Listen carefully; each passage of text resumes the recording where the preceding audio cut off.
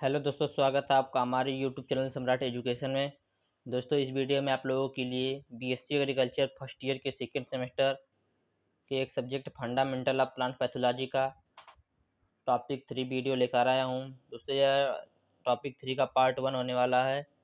हम लोग सिलेबस के अनुसार अपना वीडियो आप लोग बना कर दे रहे हैं। तो आप लोग यदि पिछला वीडियो नहीं देखे हैं, फर्स्ट और सेकेंड पार्ट, तो जाके देख लीजिए। और दोस्तों, यदि आप लोगों को इसका पीडीएफ चाहिए तो डिस्क्रिप्शन में व्हाट्सएप ग्रुप का लिंक और व्हाट्सएप नंबर है, वहाँ से मैसेज करके आप इसका पीडीएफ भी ले सकते हैं।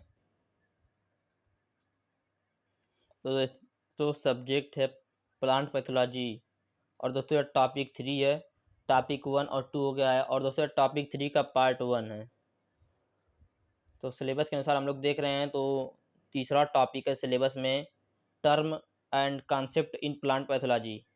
Terms and concept in plant pathology मतलब तकनीक, शब्द व अवधारणाएं।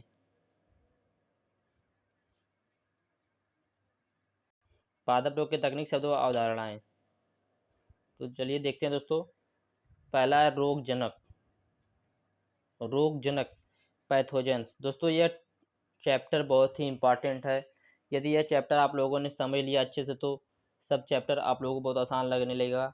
दोस्तों, इसमें मैं जो बताऊंगा उस सब शब्दों का नाम आपको अगले वीडियो में मिलेगा, इसलिए मैं सिर्फ आप लोगों को इसमें उसका बेस बताऊंगा इस चैप्टर का।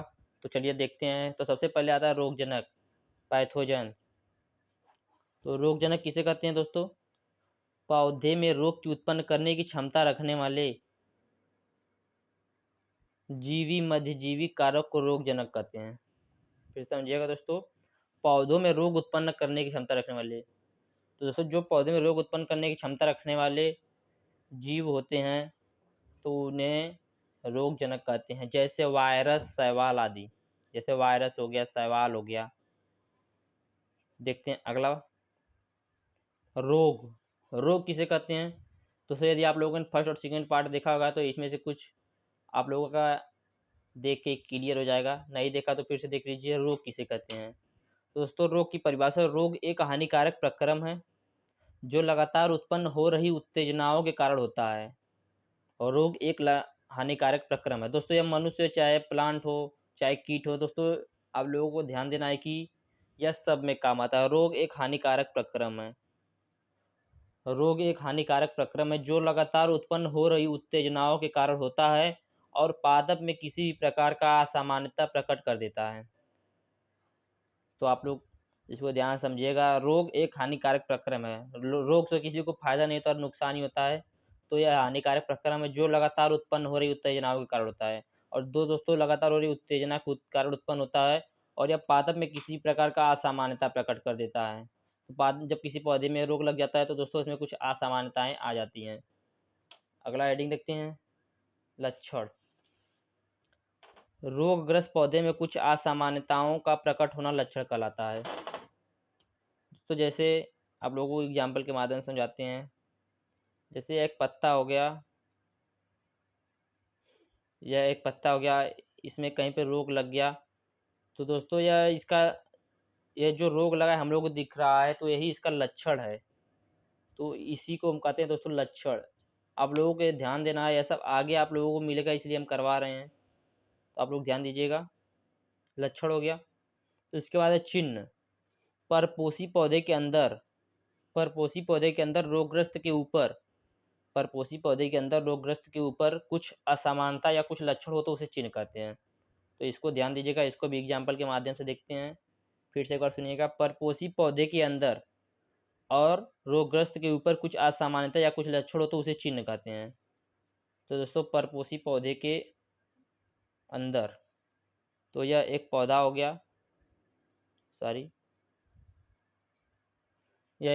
गया, तो इसके अंदर कुछ असामान्यताएं पाई। जैसे मान लीजिए इसमें दोस्तों यहाँ पे कुछ रोग लग गया है तो कुछ असामान्यताएं पाई जाएंगी। तो यहाँ पे जो असमानता पाई जाएगी तो यहाँ पे दोस्तों कुछ चिन्ह छोड़ देगी, अपना कुछ सबूत छोड़ देगी। तो दोस्तों इसी को चिन्ह कहते हैं। आप लोग ध्यान दीजिएगा। अगला है संलक्षण। विभिन्न लक्षणों का ऐसा समूह जो विशेष रोग के गुणों को बताते हैं संलक्षण कहलाता है। दोस्तों, इसको भी एग्जाम्पल के माध्यम से देखिएगा। जैसे दोस्तों ये एक प्लांट हो गया, इसमें 4-5 रोग एक ही साथ हो गया। जैसे इसका पत्ता है, इस पे कीड़ा लग गया है, ऐसे दोस्तों 4-5 रोग लग गया एक साथ, तो उसे संलक्षण कहते हैं। और इसके बाद है दोस्तों रोग चक्र। यह सब शब्द आप लोगों को आगे देखने को लिए मिलेंगे दूसरे पार्ट में। रोग के विकास के संपूर्ण घटनाओं के क्रम को रोग चक्र कहते हैं। सुनिएगा दोस्तों, रोग के विकास के, दोस्तों जो रोग रोग लगता है उसका विकास, जब उसका विकास होता है उसके संपूर्ण घटनाओं के क्रम को रोग चक्र कहते हैं। जैसे दोस्तों इस प्लांट में रोग लग गया है, तो वह इसमें विकास कैसे हो रहा है, कब कब कितना विकास हो रहा है, इस सभी संपूर्ण घटनाओं को रोग चक्र कहते हैं। तो इसको भी आप लोग ध्यान दीजिएगा। इसके बाद अगला है परपोषी, दोस्तों जो कि बहुत ही महत्वपूर्ण है। इसका प्रयोग आप लोगों को बार बार देखने को मिलेगा, जिसको अंग्रेजी में कहते हैं होस्ट। होस्ट एक जीवित जीव पर किसी परजीवी एक जीवित जीव पर परजीवी आक्रमण करके अपना पोषण प्राप्त करता है तो उसे सॉरी दोस्तों, तो उसे परपोषी कहते हैं। यहाँ पे परपोषी जगह पद्धति हो गया है, आप लोग ध्यान दीजिएगा। एक जीवित जीव पर किसी परजीवी आक्रमण करके अपना पोषण प्राप्त करता है। जैसे दोस्तों आप लोगों को एग्जाम्पल के माध्यम से समझाते हैं। जैसे दोस्तों यह कोई जीवित जीव है, इस पर कोई दूसरा जीव आक्रमण कर देता है। जैसे दोस्तों यह जीवित दूसरा जीव आक्रमण कर देता है, तो दोस्तों ये जिस पर आक्रमण करता है वह परपोषी कहलाता है, और दोस्तों जो आक्रमण करता है वह परजीवी कहलाता है। तो आप लोग ध्यान दीजिएगा, देखते हैं यहाँ से। तो एक जीवित जीव पर परजीवी आक्रमण करके अपना पोषण प्राप्त करता है तो उसे परपोषी कहते हैं, यहाँ पे रहेगा। अगला है परजीवी, ऐसा जीव जो दूसरे के परपोषी से अपना भोजन प्राप्त करता है उसे परजीवी कहते हैं। जैसे अमलबेग, एक जीव ऐसा जीव जो दूसरे के परपोषी से अपना भोजन प्राप्त करता है उसे परजीवी कहते हैं, जैसे अमलबेग। दोस्तों परजीवी जो है 4 प्रकार का होता है। अब कौन कौन सा होता है आप लोगों को बता देते हैं। पहला होता है विकल्पी परजीवी, विकल्पी परजीवी। दूसरा होता है अविकल्पी परजीवी, अविकल्पी परजीवी। तीसरा होता है मृत परजीवी, मृत परजीवी। और दोस्तों चौथा होता है लेकम्प परजीवी। यह सब आपको आगे पढ़ने के लिए मिलेगा दूसरे पार्ट में, तो आप लोग ध्यान दीजिएगा। पहला है विकल्पी परजीवी, दूसरा अविकल्पी परजीवी, तीसरा मृत परजीवी, चौथा लेकम्प परजीवी।